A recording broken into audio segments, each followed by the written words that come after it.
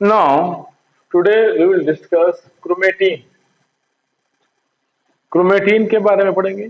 तो what is chromatin और chromatin का डिस्कवरी किसने किया, सबसे पहले हम लोग देखते हैं। तो डिस्कवर्ड बाय फ्लेमिंग, याद रखना है। क्रोमेटिन का डिस्कवर्ड बाय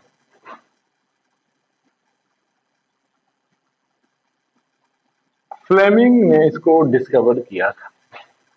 क्लियर? क्रोमेटिन की। अब व्हाट इज क्रोमेटिन, हम लोग बोल सकते हैं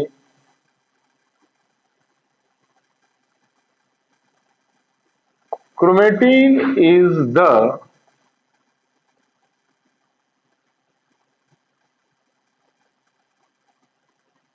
hereditary part of nucleus। ये न्यूक्लियस का हेरिडिटरी पार्ट है,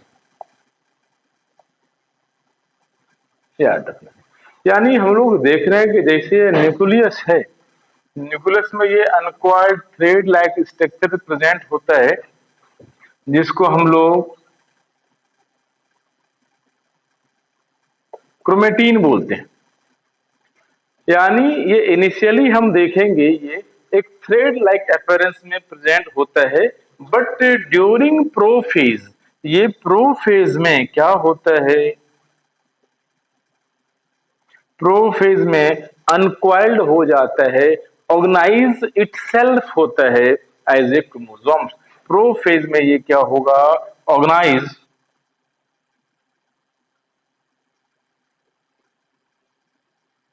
इटसेल्फ एज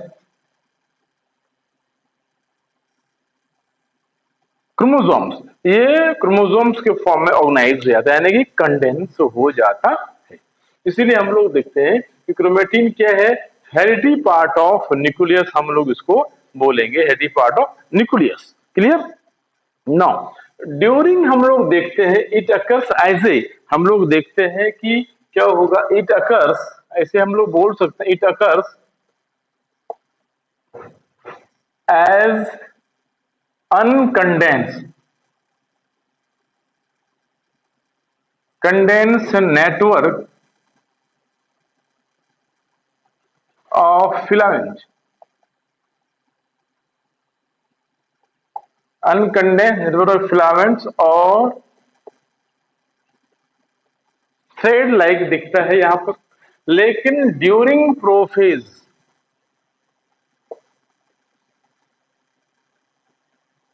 ड्यूरिंग,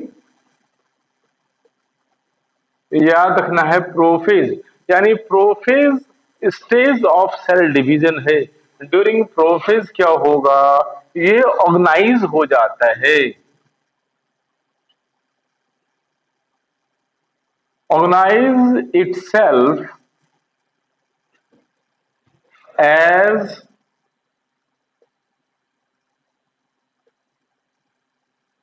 क्रोमोसोम्स के फॉर्म में कंडेंस होकर ऑर्गेनाइज हो जाता है, थिक हो जाता है।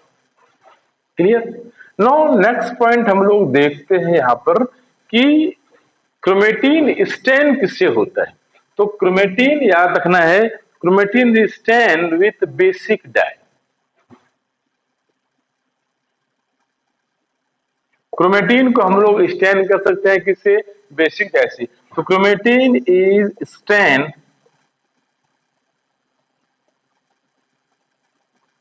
With basic dye. हम लोग बेसिक डाई से इसको स्टेन करते हैं। फॉर एग्जांपल कौन कौन होगा, दैट इज हेमेटोजाइलिन,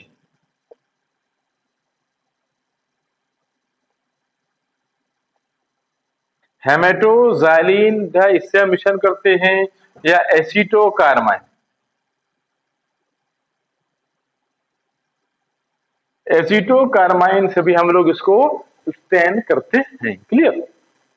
तो on the basis of staining, अगर हम क्रोमेटिन को देखें उसके स्टेनिंग के बेसिस पर, तो ये दो पार्ट में हमें दिखाई पड़ता है। यानी इस क्रोमेटिन को अगर हम देखें तो इसका दो पार्ट दिखाई पड़ता है। पहले भी मैंने बोला था न्यूक्लियस के अंदर क्या होता है, ये हेट्रोक्रोमेटिन और यूक्रोमेटिन के बारे में मैंने बोला था न्यूक्लियस में। तो यहाँ भी देखें, अगर हम उस बेसिस पर इसको स्टैंडिंग बेसिस पर डिफरेंशिएट करें तो ये हमें दो पार्ट में दिखता है, यूक्रोमेटिन एंड हेट्रोक्रोमेटिन।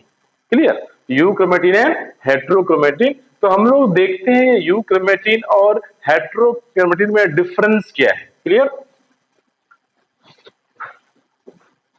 यानी ये यूक्रोमेटिन और हेट्रोक्रोमेटिन, याद रखना है कि ये डिफरेंस इसमें केवल स्टैंडिंग बेसिस पर है और कुछ इसका फंक्शनल पॉइंट भी है। तो हेट्रोक्रोमेटिन को हमने दो पार्ट में डिवाइड कर दिया on the basis of stand, on the basis of strain. यानी अगर हम ये न्यूक्लियस, सपोज ये न्यूक्लियस है और ये क्रोमेटिन है, इसको अगर हम बाहर निकाल कर देखें तो इसमें कोई डिफरेंस नहीं। इस तरह का अगर हम क्रोमेटिन को बाहर निकाल कर देखते हैं तो इस तरह का हमें स्ट्रक्चर दिखाई पड़ेगा, यानी इस तरह का देखो दिख रहा है। तो यहाँ पर हम दो पार्ट में देख रहे हैं, यहाँ पर देख रहे हैं कि लूजली पैक्ड है और ये कॉम्पैक्टली अरेंज है। तो ये लूजली एरिया, जो लूजली पैक्ड एरिया होता है, इसको हम लोग यूक्रोमेटिन बोलते हैं।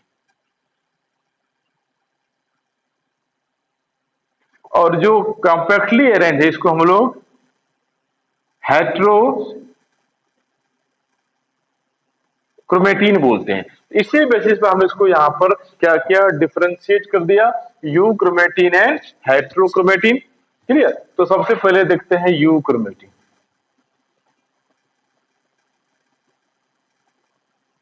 और सेकेंड वन हो गया हेट्रोक्रोमेटिन।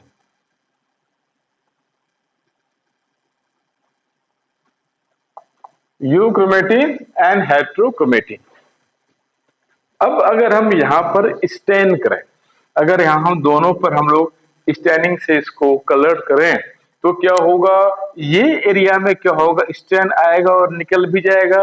यानी ये एरिया क्या है, कॉम्पैक्टली या डार्क स्टैन नहीं होगा। क्यों? क्योंकि ये देखते हैं थोड़ा फैला हुआ है, बट यहां पर स्टैंड देंगे तो ये क्या होगा, डार्कली स्टैंड होगा। इसलिए अगर हम इस यूक्रोमेटिन को स्टैन करते हैं तो यहां पर क्या होगा, लाइट स्टैंड होगा।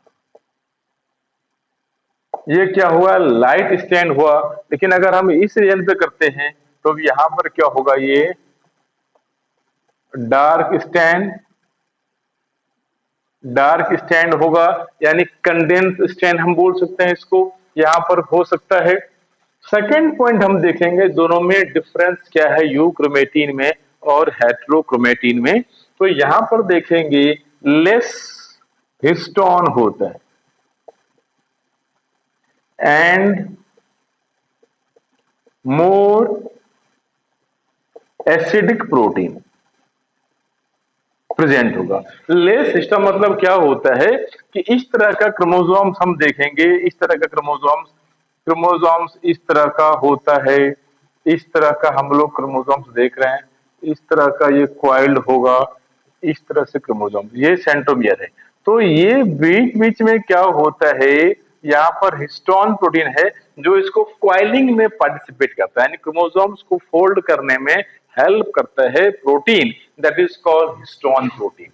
तो हिस्टोन प्रोटीन चूंकि यहाँ ज्यादा क्वाइल्ड नहीं एरिया है तो इसलिए यहाँ पर क्या होगा, हिस्टोन प्रोटीन लेस होगा। लेकिन यहाँ हम देखेंगे तो ये बिल्कुल कंडेंस है, थिक है, यानी यहाँ पर क्या होगा, मोर हिस्टोन प्रोटीन। यहाँ मोर हिस्टोन होगा, क्यों? क्योंकि ये देखो कंडेंस दिख रहा है, पूरा थिक एरिया दिख रहा है। तो थिक और condense is because of presence of histone protein होगा।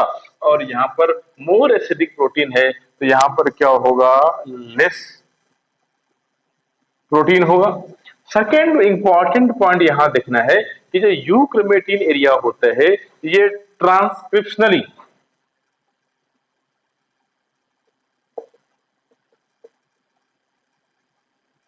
एंड जेनेटिकली एक्टिव होता है। ये बहुत इंपॉर्टेंट है, ट्रांसक्रिप्शनली और जेनेटिकली एक्टिव होगा, जबकि हम लोग देखेंगे ये क्या होगा, ट्रांसक्रिप्शनली और जेनेटिकली क्या होता है, इनएक्टिव। क्या होगा, ये इनएक्टिव होता है। ये डिफरेंस याद रखना। नेक्स्ट हम लोग देखेंगे पॉइंट ट्रांसक्रिप्शनली क्या होता है, एक वर्ड है ट्रांसक्रिप्शन और ट्रांसलेशन। ट्रांसक्रिप्शन का मतलब क्या हुआ कि जब डीएनए से डीएनए से आरएनए का फॉर्मेशन होता है, एमआरएनए का फॉर्मेशन होता है, तब उस प्रोसेस को बोलते हैं ट्रांसक्रिप्शन। और जब एमआरएनए से प्रोटीन का फॉर्मेशन होता है तब उसको बोलते हैं translation. Transcription DNA to RNA और एमआरएनए इट्स कॉल्ड ट्रांसक्रिप्शन, यानी यहाँ पर एमआरएनए का फॉर्मेशन होगा, यानी यहाँ पर देखते हैं एमआरएनए प्रोड्यूस होता है। बट यहां पर देखेंगे एमआरएनए, चूंकि ट्रांसक्रिप्शनली ये इनएक्टिव है, ट्रांसक्रिप्शनली ये इनएक्टिव है, इसलिए एमआरएनए क्या होगा, नॉट प्रोड्यूस, एमआरएनए प्रोड्यूस यहां पर नहीं होता। सेकेंड पॉइंट यहां और याद रखना है, इसलिए ट्रांसक्रिप्शनली यदि एक्टिव होता है यूक्रोमेटिन और ये इनएक्टिव होता है।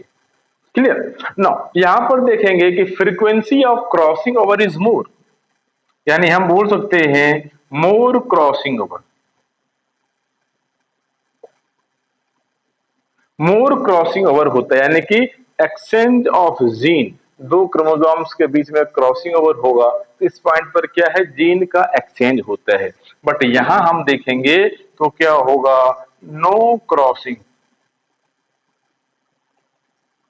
ओवर, और क्या होगा, वेरी लेस होगा, या हम बोल सकते हैं लेस क्रॉसिंग ओवर होगा, वेरी लेस क्रॉसिंग ओवर होता है। अब यूक्रोमेटिन को हम देखेंगे तो इसका जो एक्टिविटी होता है, यानी कि it's activity is depend upon ageing, affected by ageing. ये यूक्रोमेटिन का जो एक्टिविटी है एजिंग पर अफेक्टेड होता है, जबकि हेट्रोक्रोमेटिन में कोई एजिंग का अफेक्टेड नहीं होता, क्योंकि ये इनएक्टिव रहता है। क्लियर। नो अगर हेट्रोक्रोमेटिन को भी हम देखें, अगर डिवाइड करें तो ये भी दो पार्ट में डिवाइड हो जाता है, यानी heterochromatin further divide two two parts हम लोग देखते हैं। एक होता है फैकल्टेटिव हेट्रोक्रोमेटिन, फैकल्टेटिव,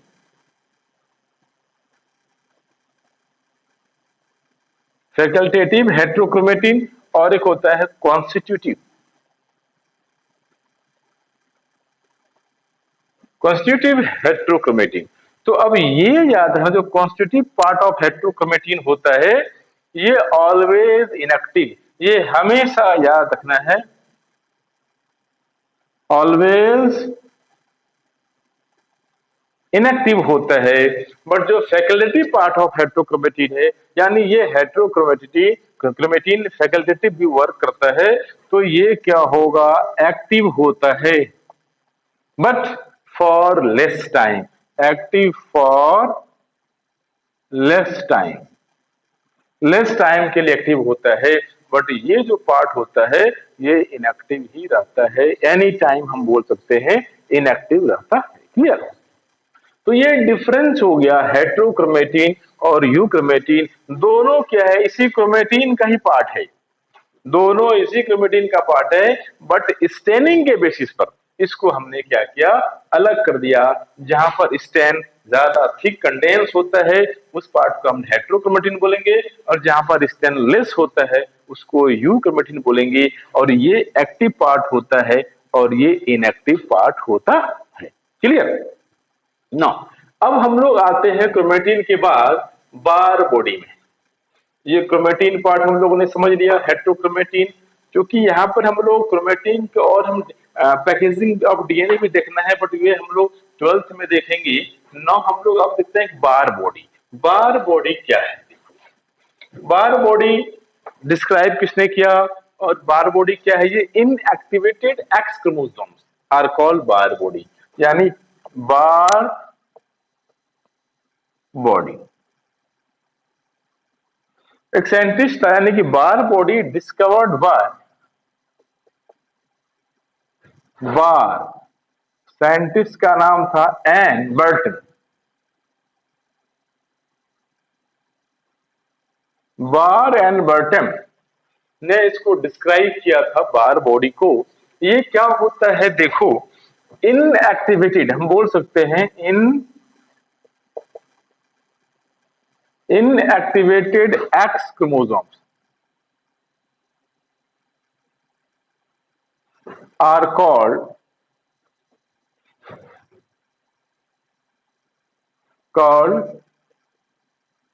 बार बॉडी, या इसको हम लोग बोलते हैं sex chromatin. Sex chromatin that means simple याद रखना है हमें इसमें कि बार बॉडी क्या होता है। बार बॉडी टेस्ट भी होता है हम लोग जो मेल या फीमेल को आइडेंटिफाई करने के लिए। तो नॉर्मल फीमेल में हम याद रखना है,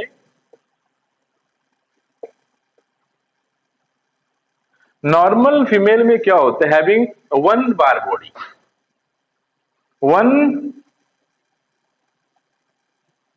बार बॉडी होता है। और नॉर्मल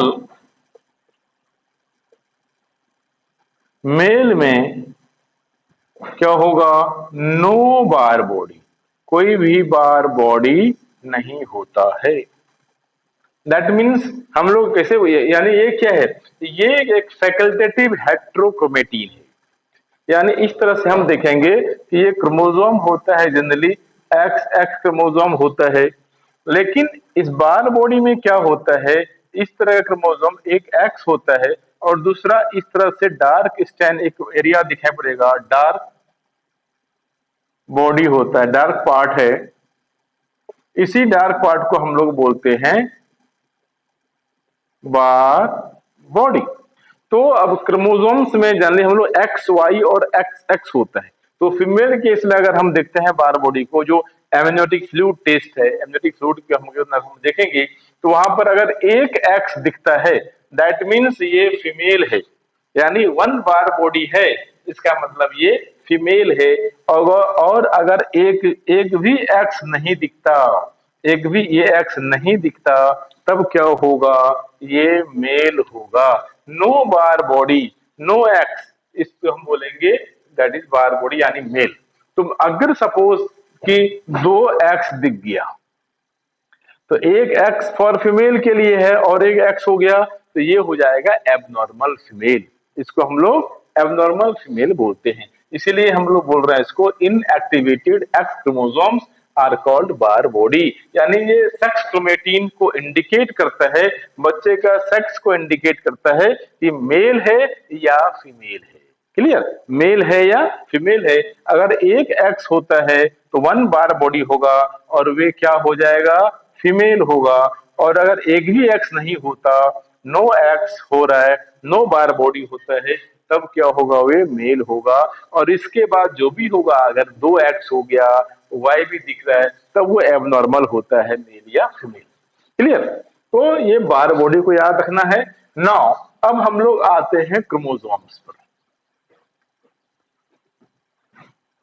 अब हम लोग देखेंगे क्रोमोसोम्स, उसका स्ट्रक्चर देखेंगे, डिफरेंट टाइप्स ऑफ शेप देखेंगे। Now chromosomes,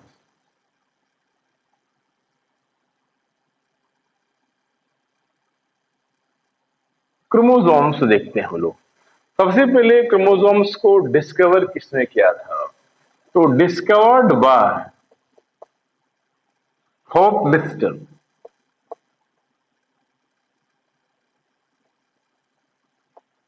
hope mister, MEIST, MEIST, Hofmeister ने इसको डिस्कवर किया था। और term chromosome, term chromosome given by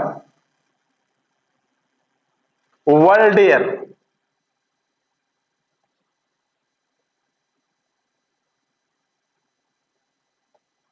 वर्ल्डेयर ने टर्म्स दिया था इसको, WALDAYER, वर्ल्डेयर ने टर्म्स दिया था।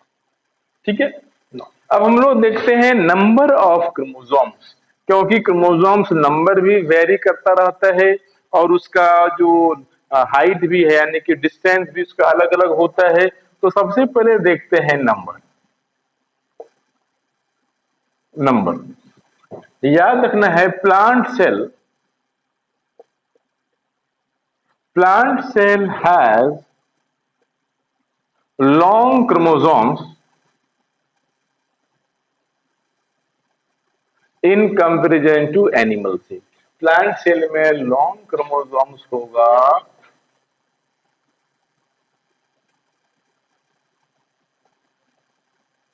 इन comparison to animal cell. Animal cell के कंपैरिजन में प्लांट सेल में लॉन्ग होता है। अब प्लांट सेल में भी दो टाइप होता है, मोनोकॉट एंड डाइकॉट। तो monocot have long chromosomes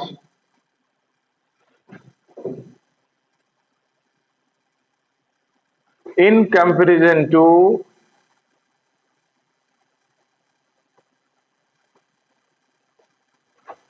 dicot। Dicot के कंपैरिजन में लॉन्ग क्रोमोसोम्स किसमें होगा?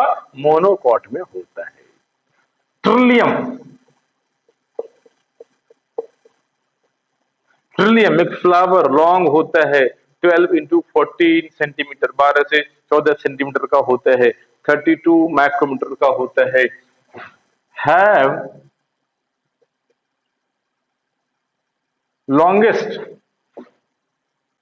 longest chromosomes in comparison to normal cell, in comparison to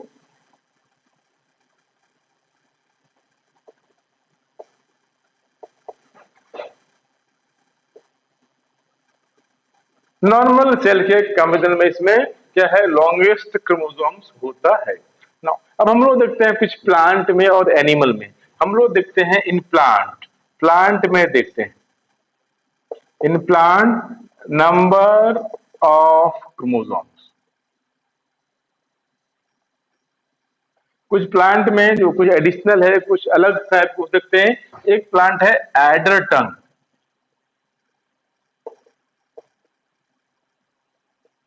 fern, adder tongue fern, ADDER फंग।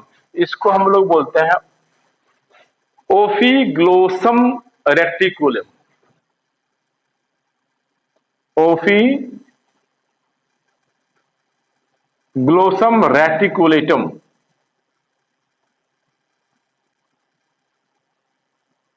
इसमें देखते हैं कि जो नंबर ऑफ क्रोमोसोम्स होता है 2n इज इक्वल टू 1262, यानी 1262 क्रोमोसोम्स एडर टंग फर्न में होता है। It is a variety of fern, fern का वैरायटी होता है, उसमें होता है।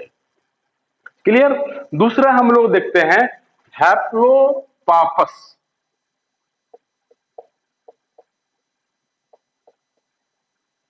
हैप्लोपापस ग्रेसिलस, हैप्लोपापस ग्रेसिलस प्लांट है। इसमें देखेंगे 2n इज इक्वल टू 4 होता है, हैप्लोपापस ग्रेसिलस। म्यूकर, म्यूकर हैमिलिस, म्यूकर हैमिलिस, इसमें देखते हैं हम लोग n इज इक्वल टू 1 होता है, यानी नंबर ऑफ क्रोमोसोम्स क्या होगा? 1 होगा। हैमिलिस, हैप्लोपापस ग्रेसिलस, एडेटन फर्म सबसे ज्यादा प्लांट में 1262 नंबर ऑफ क्रोमोसोम्स प्रेजेंट होता है। अब हम लोग कुछ एनिमल में भी देखते हैं, कुछ एडिशनल एनिमल में देखते हैं। एनिमल में आते हैं, इन एनिमल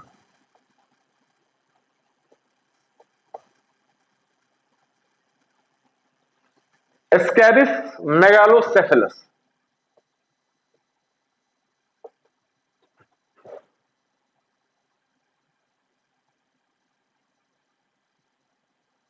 एस्कैरिस मेगालोसेफेला, इसमें देखते हैं हम लोग 2n, यहां पर देखते हैं स्कैरिस मेगालोसेफेला एक एनिमल होता है। इसमें हम लोग देखते हैं 2n इज इक्वल टू 2 होता है। रैबिट,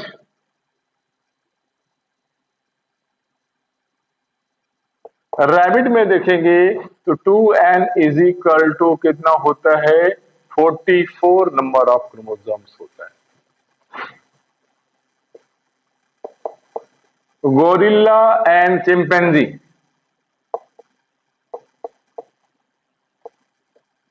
इसमें देखेंगे तो 2n इज इक्वल टू 48 होता है। कितना होगा? 2n is equal to 48। Human में देखेंगे तो क्या होगा? 2n is equal to 46। एलोकेंथा,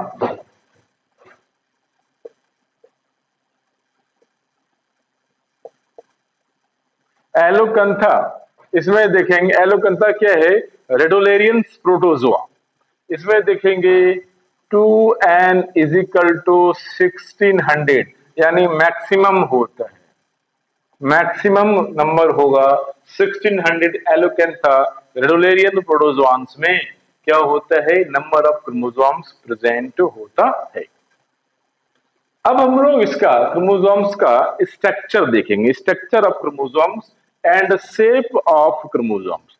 तो शेप ऑफ क्रोमोसोम्स डिपेंड करता है उसके सेंट्रोमेयर पर, यानी सेंट्रोमेयर पर डिपेंड करता है क्रोमोसोम्स का, यानी क्रोमोसोम्स का स्ट्रक्चर क्या होता है उसको हम लोग देखने वाले हैं नाउ। तो क्रोमोसोम्स में क्या होता है? सिंपल हमने देखा है, एक सेंट्रोमेयर होता है और इस तरह का आर्म्स होता है। क्लियर?